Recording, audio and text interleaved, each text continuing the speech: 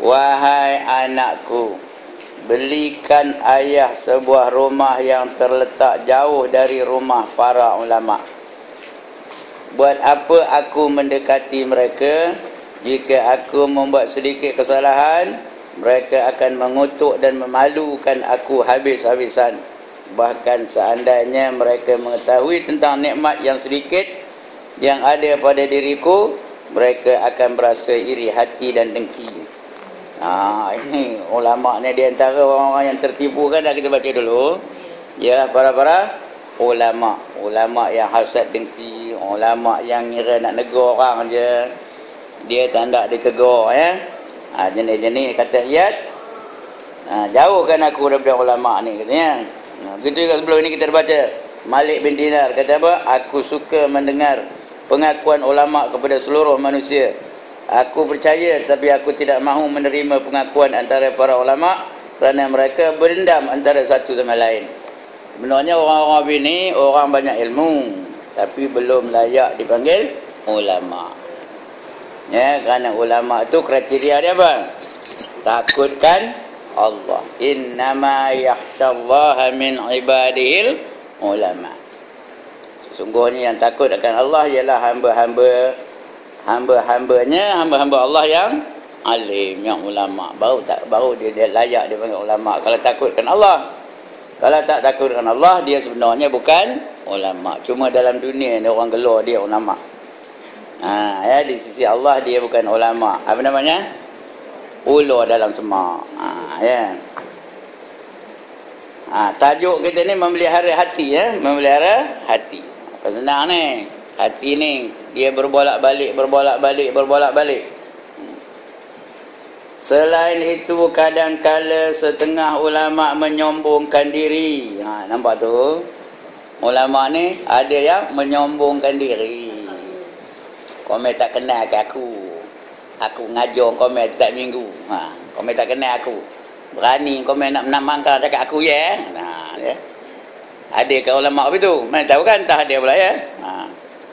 Jadi itu setengah daripadanya, menyombongkan dirinya dan memandang rendah terhadap orang lain seolah-olah mereka lah orang yang paling berjasa kepada masyarakat. Tengok orang lain jui aja bibion lah, apa tahu dia tu ni ya. Malah mereka beranggapan bahawa mereka mendapat jaminan Allah, iaitu terhindar dari api neraka dan memasuki syurga. Dia dah rasa dia dah tentu ahli syurga dah tu. Aku kalau mati esok syurga mana dah ya? Firdaus ke, Jannatul Ma'wa ke, Jannatul Adnin ke, lagi apa? Jannatul Naim ke, Jannatul Khuld ke, Darul Jalal ke, Darul Salam ke. Dia udah terasa-rasa kata dia layak masuk syurga. Orang apa itu orang apa keluar? Orang perasan. Perasan tahu ke perasan? SS tahu apa SS? Syok sendiri. Ya. Tapi kalau saya nak bakar itu Ustaz, tegur itulah dia ulama. Kalau perintah aku adalah sesuai dengan Al-Quran dan hadis, kamu patuhilah perintah aku. Tapi kalau aku melanggar Al-Quran dan hadis, kamu sanggahlah aku. Itulah betul-betul ulama. Aku bukan orang yang terbaik kan ya. Patutnya ulama yang paling takutkan Allah, sebab dia tahu tentang neraka, dia tahu tentang seksa kubur, dia tahu tentang mahsyar dan sebagainya. Patut dia yang paling takutkan Allah Ta'ala. Kebahagiaan juga hanya kepada dia berada pada dirinya. Dia rasakan dia je yang bahagia. Sedangkan orang lain dianggap hina dan keji. Jui je bibirnya tengok orang lain. Kalau ada ulama orang itu, kata Imam Ghazali, jauhilah ulama seperti itu lebih daripada kamu jauhi daripada harimau. Lari daripada ulama yang seperti itu lebih laju daripada kamu lari daripada harimau. Di samping itu dia hanya mengenakan pakaian yang sederhana sehingga menimbulkan kesan tawaduk. Ketika berjalan pula dia berpura-pura lemah lembut dan sopan, sedangkan sebenarnya dia sangat sombong. Dia berpakaian macam pakaian ulama lah. Pakai jubah, pakai lagi soroban. Lepas tu ada pula tudung atas soroban tu, ada tak? Kelubung namanya. Lepas tu jorin aja kepiahnya. Ada tengok dah ulama jorin kepiah? Ulama mana? Ulama mana? Ulama kampung lah. Jorin kepiahnya.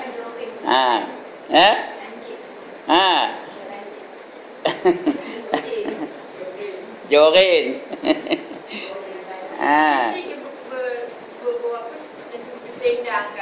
Sebenarnya benda itu memang sunat, tapi dia buat itu bukan kerana yang sunat, bukan kerana tak pahala sunat, kerana nak nunjuk pada orang bahawa dia tu ulama. Kalau tak tahu orang pula.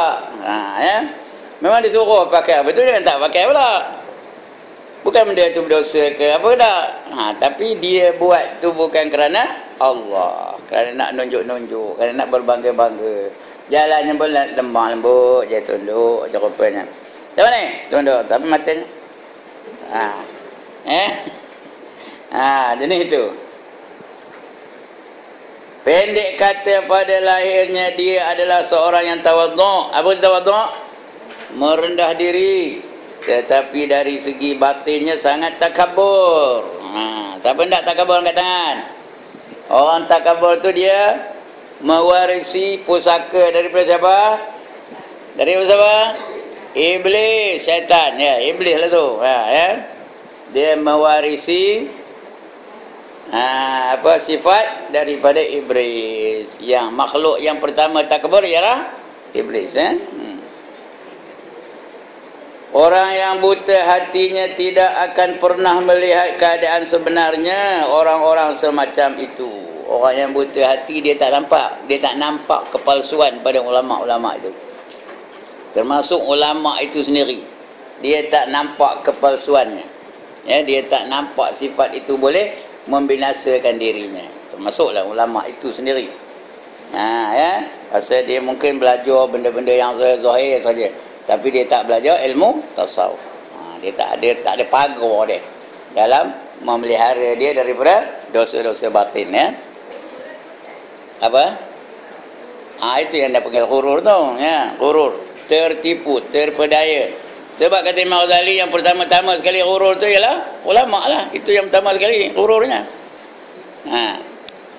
Tapi kalau orang macam ni, kalau dia bagi ceramah menjadi yang jawapan itu boleh tak? Boleh. Bukan salah. Dengarlah, kalau betul tak apa. Tak betul pun tak apa, tapi jangan dia tak dapat tak ada berkat ilmu itu. Orang tak nak amalkan. Ilmunya tak ada berkat. Longgar aja. Pasal kita tengok dia pun longgar aja rupanya. Jadi pasal itu tak ada berkat ilmu tu. Apa tanda ilmu berkat? Apa tanda ilmu tu berkat? Ilmu yang dapat diamalkan itu tanda keberkatan ilmu, Orang yang buta hatinya tidak akan pernah melihat keadaan sebenarnya. Orang-orang semacam itu, ulama uddunya, iaitulah gelaran yang diberikan oleh Imam Al-Ghazali bagi ulama yang demikian. Ulama uddunya. Ya Allah, macam tak erti. Rumi ini yang payah ni. Ulama uddunya, ulama dunia. Ulama dunia. Ulama yang kerana apa? Kerana dunia, baru dia mau berfungsi. You want me to come to teach you, you must give me so much. Otherwise, I am not going to come. Itu ulama dunia. Dia marah aja. Kalau orang mengenepikan dia, marah aja. Udah jangan orang ini, Pak.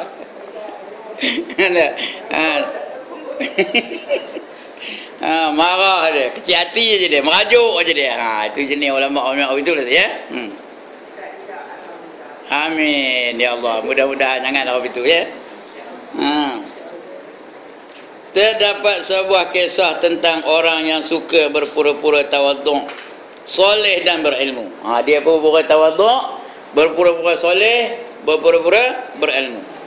Orang tersebut bernama Farqad As-Sabakhi. Farqad As-Sabakhi. Dia memasuki rumah Imam Hasan Basri. Hasan Basri tahu? Hasan Basri ni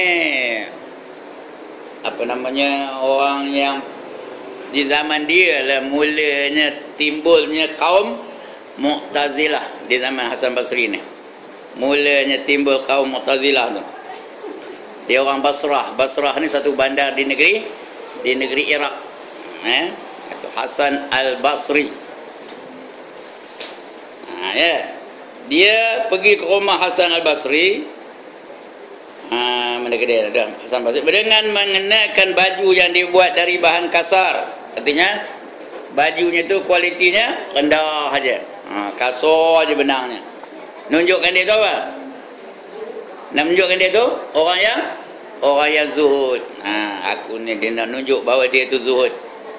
Pakai baju yang kasar-kasar aja.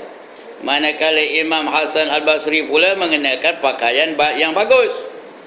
Imam Hasan Al-Basri pula kain kualiti tinggi. Bajunya yang ini, yang siapa ni tadi? Farqad ni tadi pakai kain yang kasar-kasar aja. Kemudian Farqad meraba-raba baju Hasan Al-Basri dengan maksud menyindir. Macam mana? Pegangnya macam menyindir lah. Masa alih benar kainnya ni. Cerita ni. Takkan Imam Ghazali nipu. Ini cerita Imam Ghazali ni. Jangan betulkan TV anda. Ini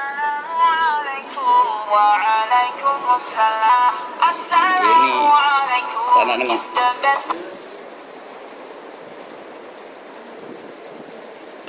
Baik.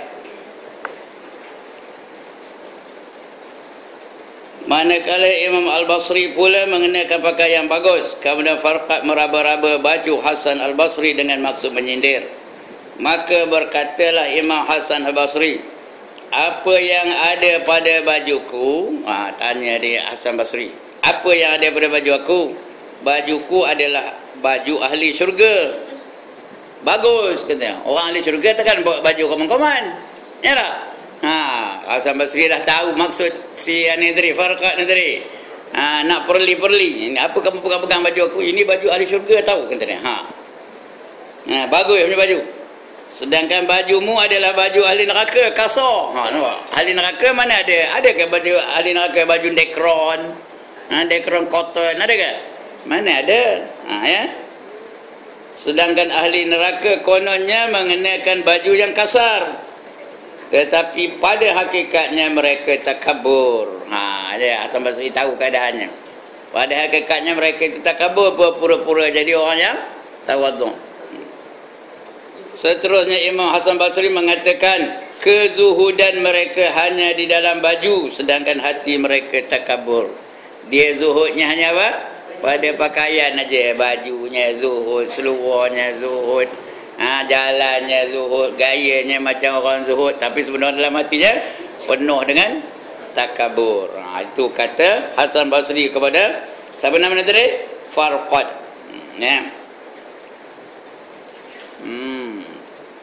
Daripada orang yang mengenakan pakaian yang rapi dan bagus. Kadang-kadang orang yang mengenakan pakaian kasar lebih takabur daripada orang yang mengenakan pakaian yang rapi dan bagus. Jadi perempuan yang sebenarnya takabur ke, tawaduk ke, zuhud ke, itu perbuatan hati, bukan pada lahir, perbuatan hati. Kita tak nampak, kita tak tahu, nak kena latih-latih lah. Dengan maksud itu Imam Zunnun mengatakan tasawwafa faddaha bisufi jahla wa ba'dun nasi yalbasuhu majalah yurika mahanatan wa yurika kibran wa laisal kibru min syaklil mahana tasawwafa kay yuqalu lahu amin wa ma ma'na tasawwufihil amanah wa lam yuridil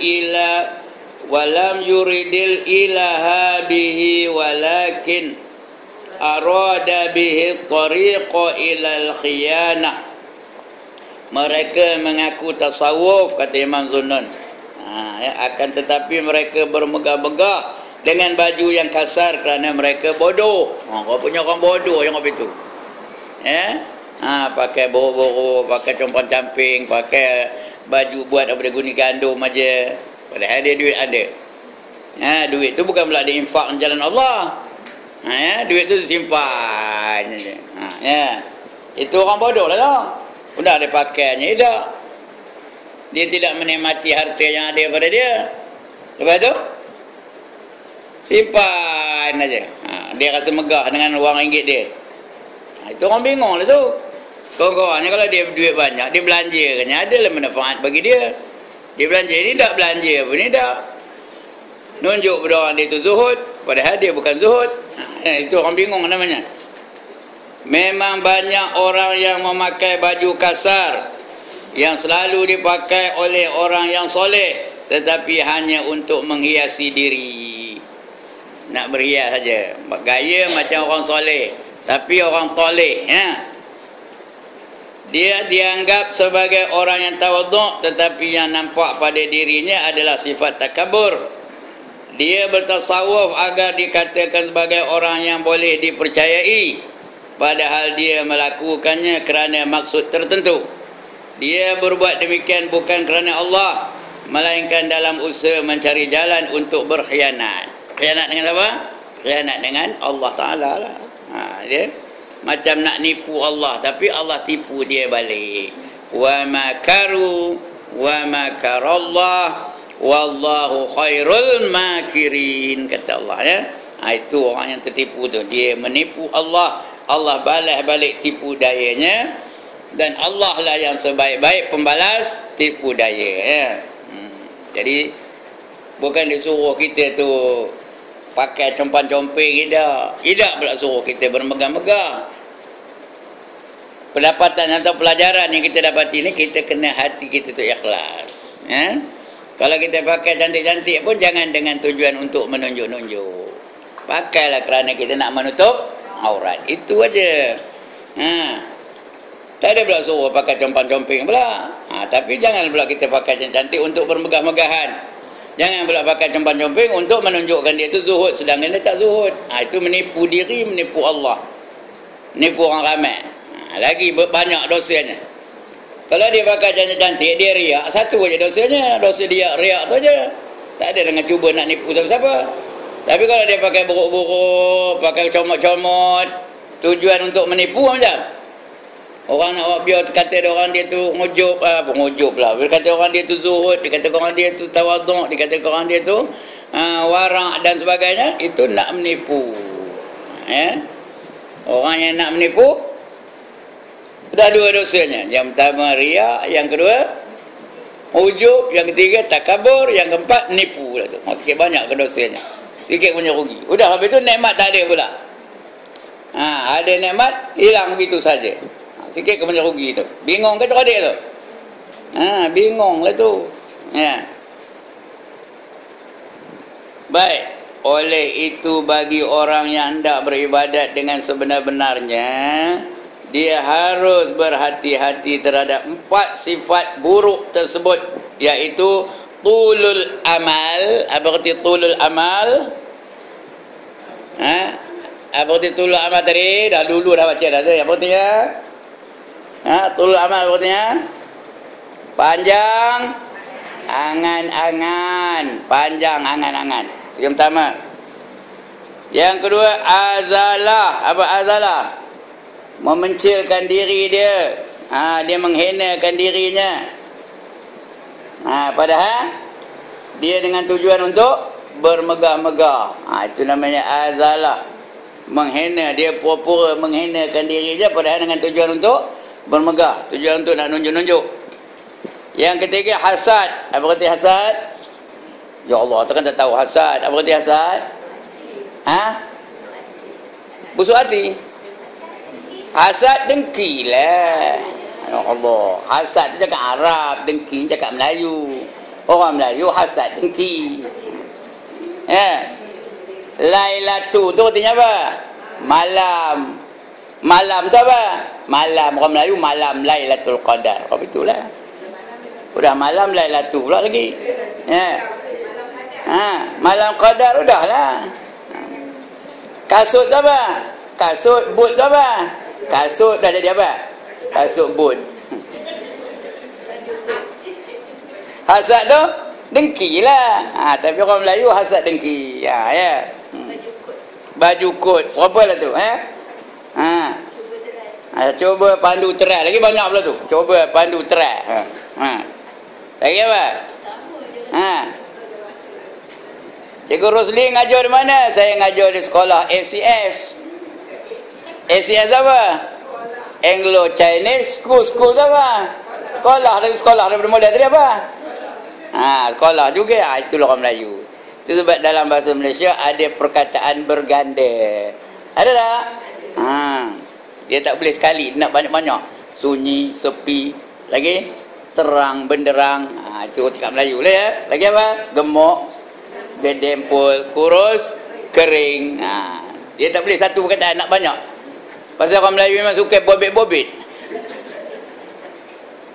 Satu perkataan tak cukup.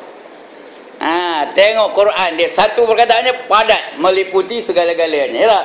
Bila sebut dunia, segala-gala yang tidak memberi manfaat dipanggil dunia. Satu perkataan dia. Baik. Jadi tumpak ya, hasad dan kibir. Kibir tu apa? Kibir tu membesarkan diri. Orang yang kibir dipanggil orang yang takabur. Perbuatannya kibir, orangnya takabur. Tetapi yang utama harus dihindari ialah sifat takabur. Ini nombor satu yang patut kita hindari. Ini betul-betul pusaka dari iblis tu. Aba wastakbar. Dia ingkar lagi, takabur. Terus jadi kafir. Wa kana minal kafirin. Itu iblis. Sedangkan yang tiga lainnya boleh mengakibatkan seseorang itu melakukan maksiat. Takabur boleh jadi kafir. Kerana dia nak cuba merampas sifat Allah. Yang boleh takabur hanya siapa? Allah. Allah itu saja yang memiliki sifat al-mutakabbir. Yang takabur. Kerana dia memiliki segala-galanya. Semua dia punya. Segala-galanya dia punya. Jadi dia layak untuk takabur. Kita layak ke tak? Mengapa tak layak? Mengapa tak layak? Kenapa? Kenapa kita tak layak? Ada orang kuat, ada orang kaya, ada orang cantik, ada. Apa pula tak layak ni? Kenapa tak layak? Kerana apa saja yang ada pada kita Allah yang bagi, bukan mutlak kita punya. Allah yang bagi. Jadi mana boleh kita nak takabur? Harta tu siapa bagi? Allah bagi. Kekayaan Allah bagi, kepandaian Allah bagi, kecantikan Allah bagi, kekuasaan Allah bagi. Jadi mana ada ruang kita nak takabur? Sedangkan Allah segala-galanya milik dia. Dia layaklah ya. Jadi lain pula dengan sifat takabur yang mengakibatkan seorang menjadi kufur dan melakukan kejahatan. Bila takabur tu dia boleh membawa kepada kekufuran. Tengok iblis terus jadi kafir. Aba wastakbar wa kana minal kafirin. Dia ingkar lagi takabur dan terus menjadi golongan orang yang kufur, yang kafir. Begitu juga dengan kisah iblis. Sudah ada pun kisah ni Ia menggoda Nabi Adam kerana terdorong oleh sifat takaburnya sehingga ia menjadi kufur dan kafir. Kufur tu perbuatan, orangnya kafir Sesungguhnya hanya kepada Allah Azza wa Jalla kita akan kembali. Esok kita balik kepada Allah. Apa nak actionnya, apa nak sombong, apa nak act, apa nak takabur, semuanya akan balik kepada Allah. Daripada cantik pun esok udah mati, hancur, habis semua, makan di ulat. Jadi apa nak act? Semoga Allah melindungi dan memelihara kita kerana Allah adalah yang maha pemurah. Kesimpulannya, jika seorang telah mengetahui kenyataan itu, tentu dia akan berzuhud dunia. Dia tak akan kisah benar-benar ambil perhatian 100% terhadap dunia. Cuma bukan dia buang dunia dah, tapi dia tidak kisah sangat dengan dunia. Kalau ada dua kepentingan antara dunia dan akhirat, dia pilih yang mana? Dia pilih akhirat daripada dunia. Kerana akhirat itu lebih kekal, ya. Dunia ni tidak kekal, akan ditinggalkan. Ya. Tentu dia akan berzuhud dunia yang tidak memberikan sebarang manfaat ini. Dia menyepu daya aja.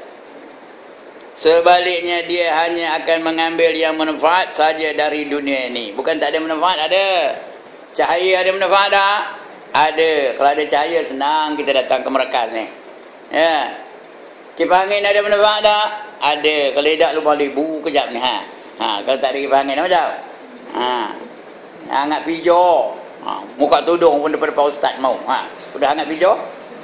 Ya. Itu guna dunia ni. Biar dia memberi manfaat. Mentokar ada manfaat tak? Ada. Ya. Kalau tidak tak lalu nak datang. Ya. Kesimpulannya, jika seorang itu telah mengetahui kenyataan itu, tentu dia akan berzuhud dunia yang tidak memberi manfaat sebarang manfaat. Sebaliknya dia hanya akan mengambil yang bermanfaat saja dari dunia ini. Dunia ini bukan kita buang dah. Ad-dunya mazra'atul akhirah. Dunia ini adalah bercucuk tanam untuk akhirat. Gunakan dunia untuk mendapat apa? Kebahagiaan di akhirat. Harta benda bukan salah. Banyak duit apa buat? Pergi ke Mekah. Lagi lebih ada apa buat? Sumbang kepada anak yatim. Ada duit lagi, sumbang kepada apa? Kepada pertubuhan yang memperjuangkan Islam. Ada duit lagi, bagi lagi kepada sekolah-sekolah yang mendidik anak-anak menjadi orang yang soleh. Banyak gunanya. Jadi perlu duit tu, ada guna. Tapi kalau banyak duit, beli piano macam konteng pukul 3 pagi ya, 3 macam. Kalau juga enak sampai piano tu nak agak. Mujur tak ada piano. Ada piano ke? Buka pintu semua, dengar semua. Cik Enan tengah main piano. Konteng. Ya. Itu ada apa yang tidak memberi manfaat. Yang dunia yang tidak memberi manfaat. Banyak mana duit beli kapal terbang jenis remote control. Tak ada pandang tak? Dia main dari bawah. Wow, nengok dari jauh, punya lebih bingung. Ya. Atau membeli helikopter dekat rumah tu. Helikopter turun. Bukannya boleh bawa orang pun. Dia naik sendiri. Betul turun naik. Apa yang dia dapat? Beli mentokar remote control tu. Keliling Taman Melayu. Apa? Ya Allah. Punya lebih bingungnya. Padahal sikit banyak ke manusia yang memerlukan pertolongan. Ya? Orang-orang di Kemboja tu nak buka puasa pun payah. Ya? Banyak benda duit masuk. Easy korban ke? Tahu ke ada orang dengar easy korban?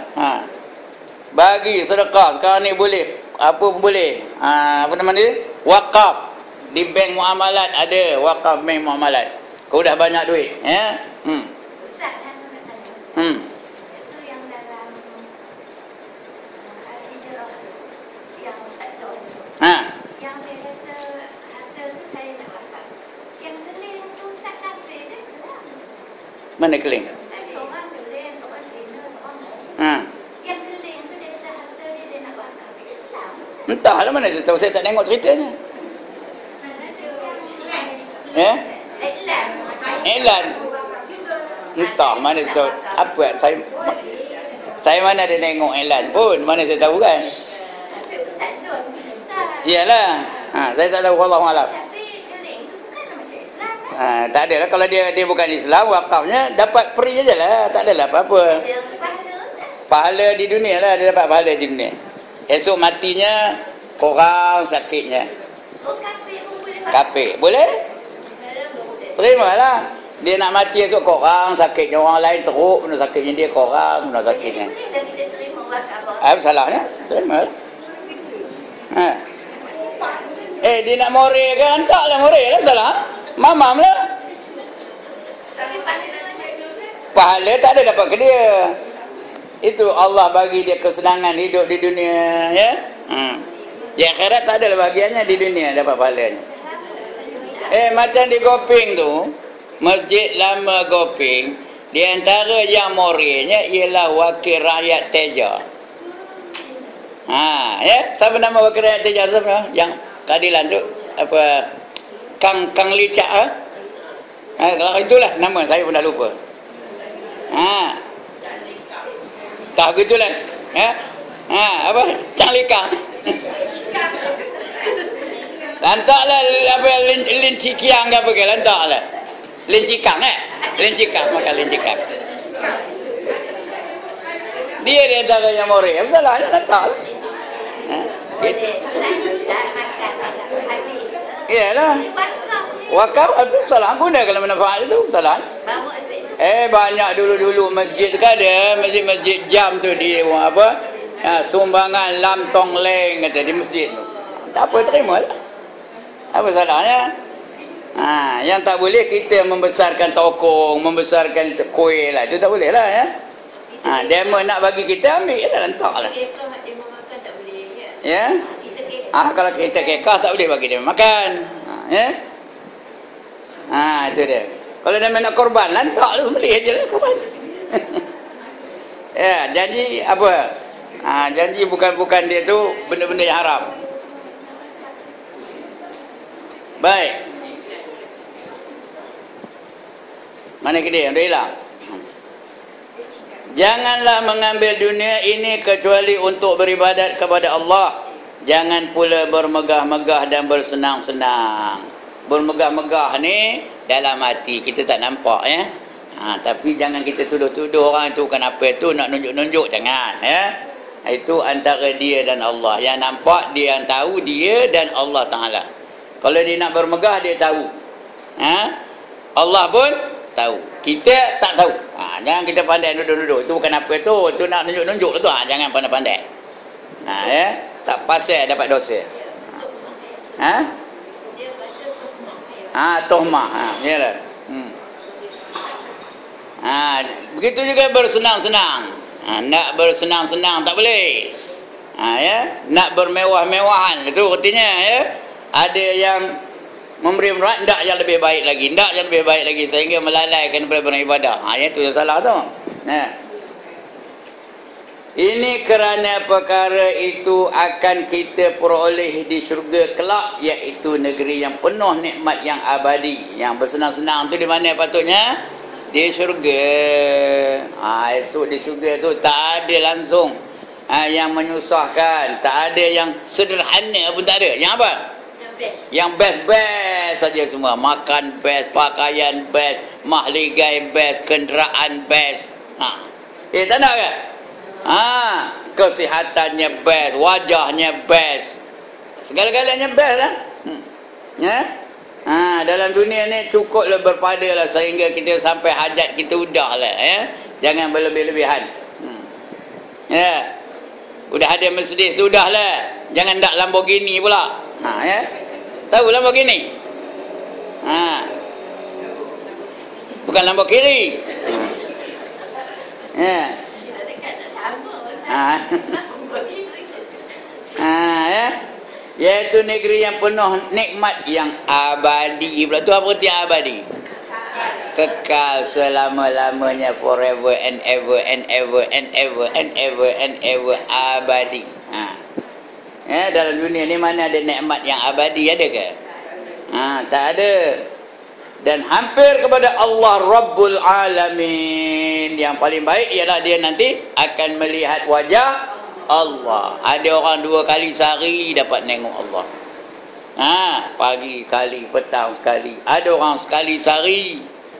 Ada orang seminggu sekali. Ada orang sebulan sekali. Ada orang setahun sekali. Ada orang itulah first and the last time. Tengok dia punya apa?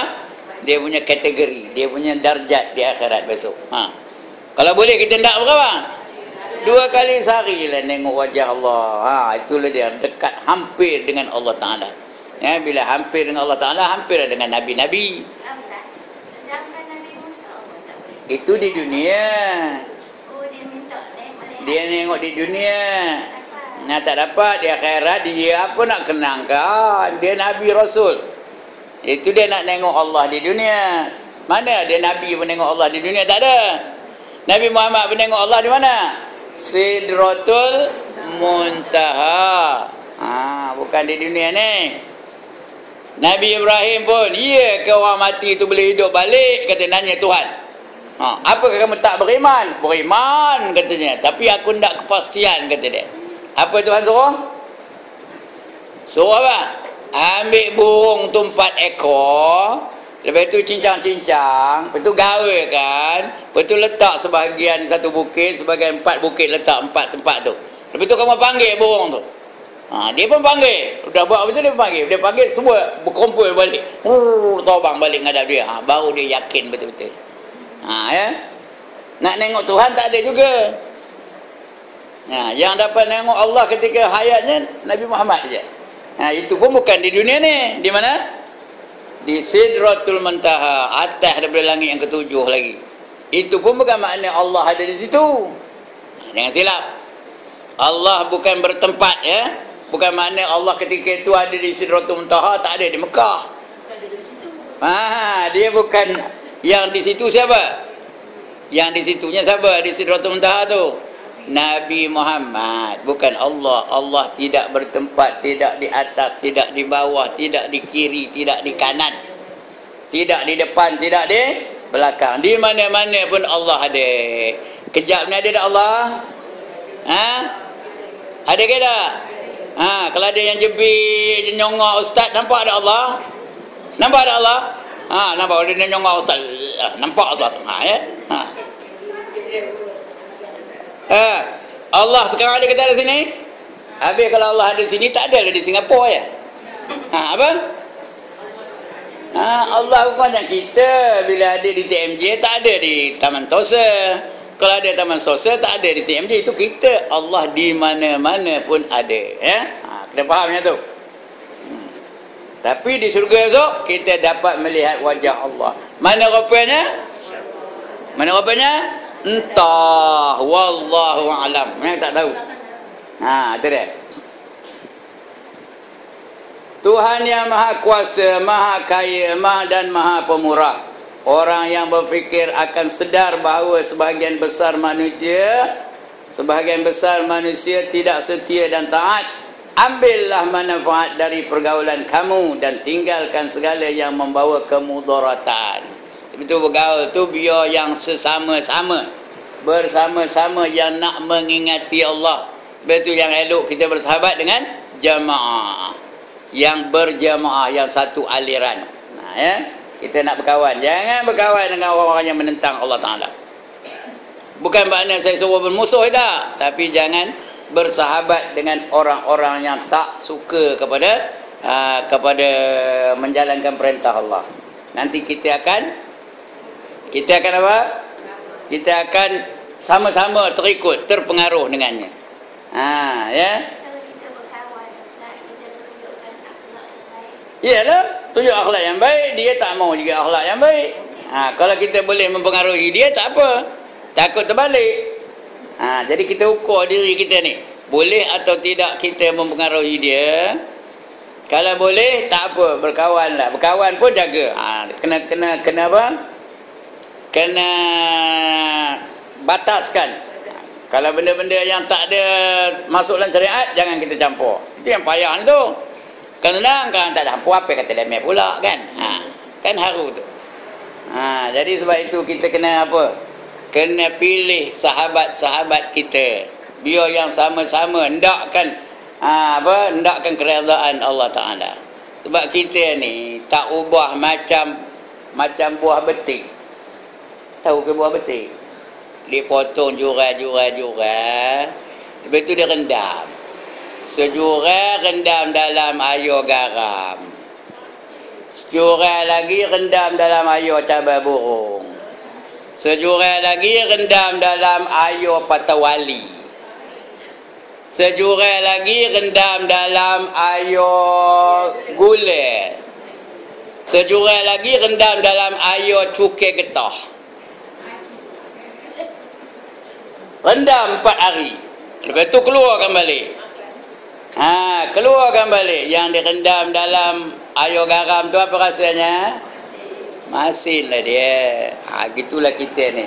Kalau berkawan dengan orang suka rock, kita pun rock lah juga. Kalau dia yang direndam dalam air cabai burung tu apa rasanya? Pedas. Yang direndam dalam air patawali tu apa rasanya? Pahit. Lagi? Yang direndam dalam cukai getah macam? Makan lepas tu? Tumpuk. Kita ni kopi itulah. You are who your friends are. Faham ke ni? Kamu adalah siapa yang kamu berkawan dengannya. Lepas itu disuruh. Ya.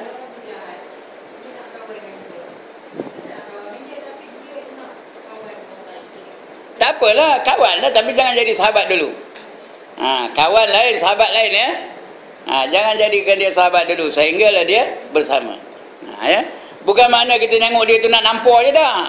Kita berbaik-baik dengan dia.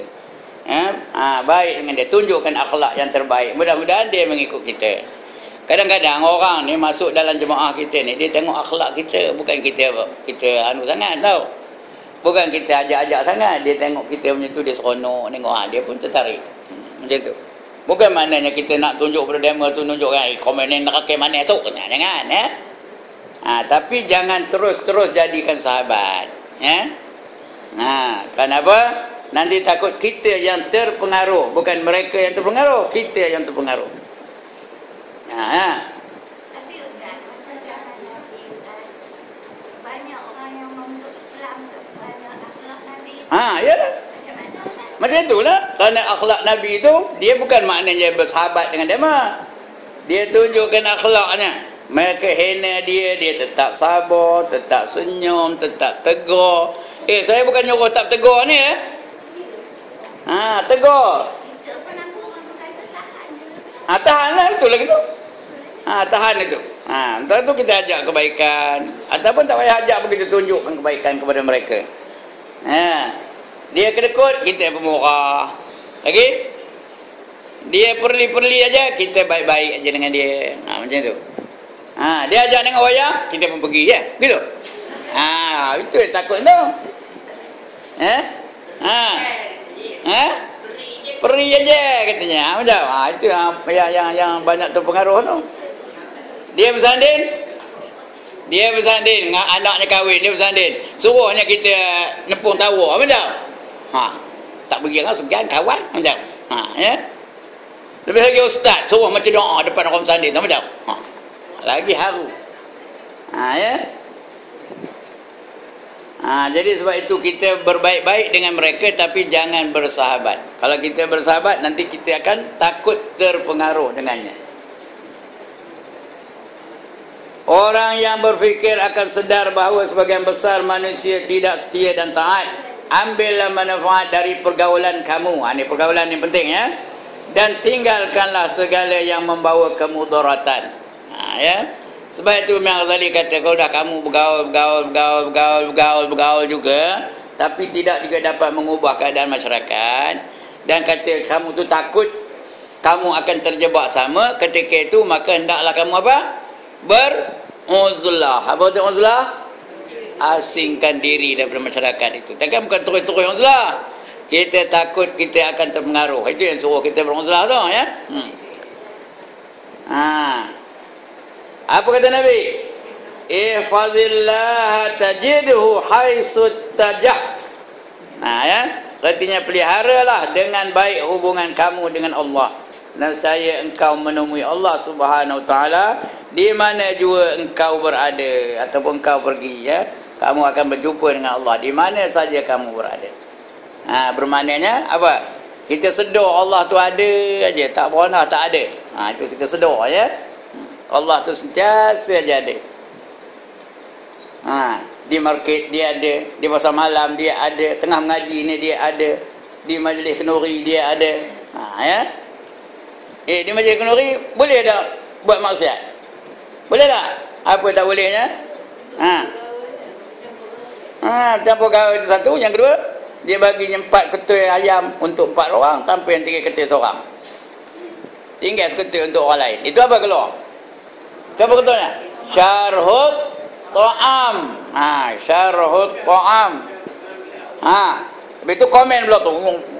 Lihat ni. Macam. Macam. Udah. Ngumpat jadinya. Ya. Bukan senang ya. Syurga ni bukan senang nak dapat pun. Kena diambil kira segala perkara. Baik. Ya. Dengan demikian seorang akan menjadi yakin bahawa